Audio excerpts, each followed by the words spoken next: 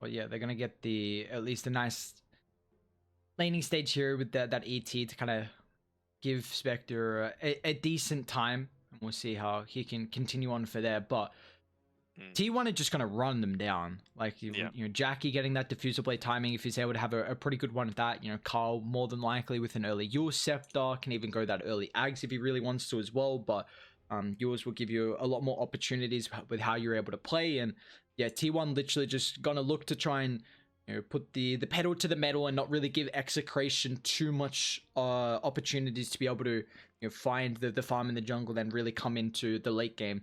The one thing I do like at least about the Tidehunter is that you're not always a hero that relies on a blink to initiate in fights. You know, you can just wait for Execration to heavily commit, chuck out that Ravage, and then go from there. Because, you know, if you're the only one that, you know, initiates on your team, then blink is definitely a big factor. But your Spectre haunting in on top of you, you're still going to be in the middle of the fight more likely with how you're positioned. So, you know, at least that can be somewhat of a nice thing here for at least the side of Team 1 as these team fights go on. But that's really their only big team fight ultimate.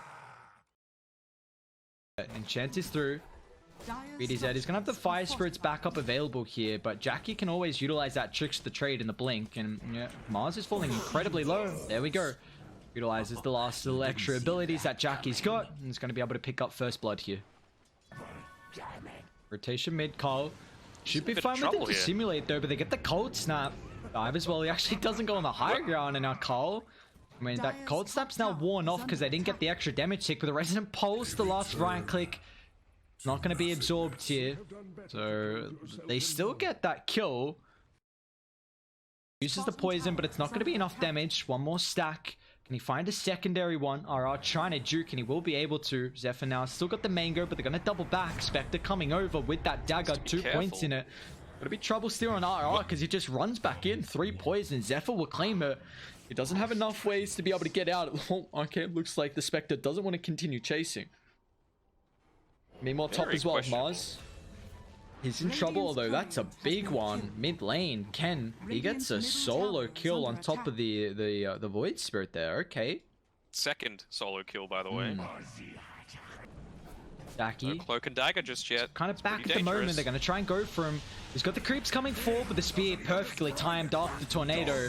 Unable to get that blink away. Lovely rotation from Ken. He kind of shoved out the wave. Oh, they're thinking about taking a fight here. BD's able to roll forward. Tornado catches out Zephyr here. This is a pretty important target. Looks like they're going to be able to bring him down. Carl's even trying to commit to clean the kill. I mean, he's going to have another ultimate charge up in a couple of seconds, so he should be a-okay. But they get the Echo Stomp. Cold Snap still on cooldown, so not going to have the extra control. Carl will make it away. With how Jackie's, you know, fighting the network at the moment, but mid lane they're going to be able to drop the arena, spear, combine up. Carl's in trouble, gets to the simulate, he's going to be able to juke out. Even Jackie makes it out as well, but Carl, he doesn't have any more ultimate charges, so he's in trouble. They get rid of the Sun Ray. Resonant Pulse isn't enough protection. The Fire Spirits might just tick him down with the urn as well. Jackie actually goes back in. They drop the Supernova, the spear combined. Jackie's in trouble, gets the Tricks of the Trade up on the higher ground, but the Supernova might just tick him out. The blink not enough to get out of range. The Supernova's going to end up popping, finds the stun connection, and Execration get a second kill mid. Repeato on the front line. Drops the arena with a tornado combined as well with the Supernova off to the side. That's a decent start to the fight. They're unable to deal with the Phoenix Egg. Ravage going to try and disrupt it though. The egg ends up popping. Now with the Sonar, they've got to be careful. Jackie has got a way to cancel this. They're melting through them. Camel for to start. No one died just yet on T1. The Simulate's going to give him ways to be able to jump on the back. Jackie's in once again to try and deal with the sport. Diffuser slow. Stops the Phoenix from being able to disengage. Jackie wants to go back again. He's got the Tricks of the Trade. RR trying to juke out throughout the tree line with the Echo Stomp to disrupt it, but it doesn't matter. Execration. They've lost 4, potentially 5th as well. Carl doesn't have an astral step. So Cuckoo, the only one to drop here from Dire. Even though it looked like a pretty good start to the fight, that arena, tornado connecting on 2. They had the Supernova, but they just, you know, the Ravage really disrupting the follow-up when that egg popped. Take the burst damage and essentially be useless without the resources. Ken's trying to get this solo pick onto Zephyr, which would be pretty big. Jackie's coming over. They have any detection. It's not going to matter. He doesn't even get out of the smoke cloud. So Zephyr's just baiting. He's farming a stack, and he's like, all right, I'm you know, have the boys come through, and I'm gonna just dangle my life there. And second death here for Ken.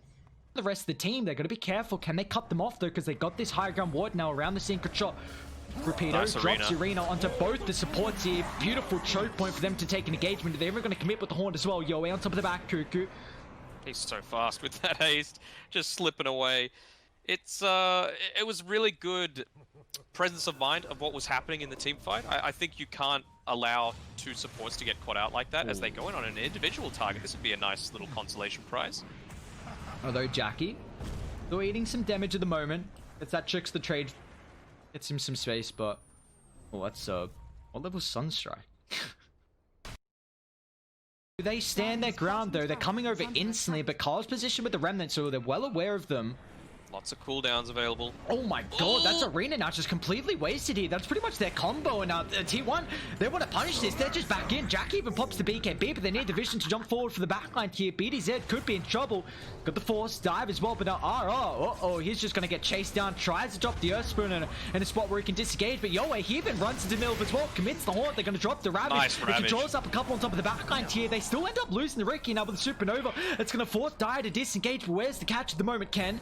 And have that force off into the ice ball and the choke point here. It's a decent position now with 3-man silencer from Carl. They're going to try and deal with the back. Astral Step. Ken will pay the price here. They get the Echo Stomp. Still the damage coming through from the Sunray, but where's the control? Ken is protected with this banishment. Now they're going to be careful. They still send the spear. It finds the illusion instead, but Yoe's still alive. He's slowly chunking them down, but they're going to back him up here. They're stacking up the poison up White to 4 Mon's cleaning now. up. They're going to be careful, but look at the Enchantress going to work. Whitemon, he's tearing them apart. Triple!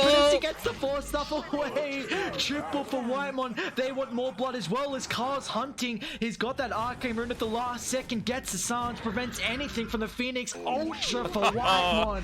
Been so impressed from his Enchantress play throughout the BTS Pro Series, and it's continuing to show in this game 1 here. An Ultra for your position 5. The mech, sorry, Mid he's lane, got the Jackie. Vlads. Straight on top of the Invoker, but they get the Purge out, so the Force Staff does nothing. He's slowed up as well on top of the backline. Mars trying to disrupt it, but they're not going to be able to. The supports hold their ground. Carl's back in once again. Without the Spectre, I mean, he's going to have his Haunt up when he's back alive here, but look at Carl's positioning, man. He does not give a damn. More to the northern side, Cuckoo.